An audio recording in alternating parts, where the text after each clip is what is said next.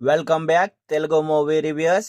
మన rowdy hero Vijay Devarakonda గారి Kingdom movie release కావడం జరిగింది. మూవీ ఎలా ఉంది అంటే చాలా బాగుంది. ఈ మూవీలో విజయ్ దేవరకొండ గారు తన యాక్టింగ్తో వన్ మ్యాన్ షోగా మనల్ని మెప్పించారు. ఈ మూవీ యొక్క రన్ టైం వచ్చేసి 2 hours 40 minutesగా ఉంది.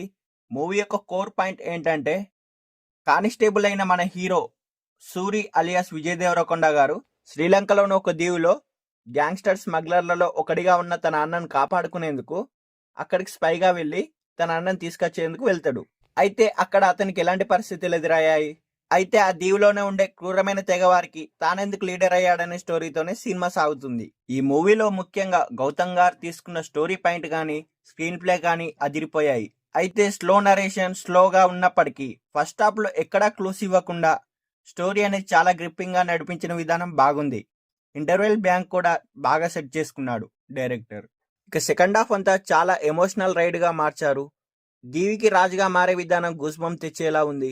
విజువల్స్ చాలా మెస్మరైజింగ్ గా ఉన్నాయి. చాలా సీన్స్ చాలా రియలిస్టిక్ గా ఉన్నాయి ఈ మూవీలో. అయితే ఈ మూవీలో ఫస్ట్ హాఫ్ లో వచ్చే స్టోరీకి సెకండ్ హాఫ్ లో వచ్చే సీన్స్ కి లింక్ బాగా కుదిరింది. చివరగా క్లైమాక్స్ లో వచ్చే ట్విస్ట్ మాత్రం చాలా ఎక్సలెంట్ గా ఉంటుంది. ముఖ్యంగా ఈ మూవీని మాత్రం థియేటర్లో చూడాల్సిన మ్యాటర్ ఉంది. సూరి పాత్రలో మాత్రం విజయ్ దేవరకొండ గారు అద్భుతమైన పర్ఫార్మెన్స్ ఇచ్చిండ్రు.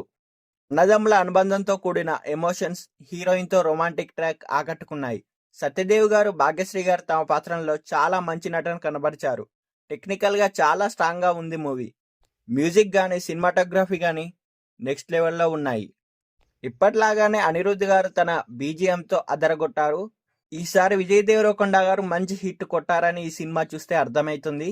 ఈ మూవీని ఫ్యామిలీతో కూడా కలిసి చూడవచ్చు. దీనికి పార్ట్ 2 కూడా అనౌన్స్ చేశారు మూవీ మేకర్స్.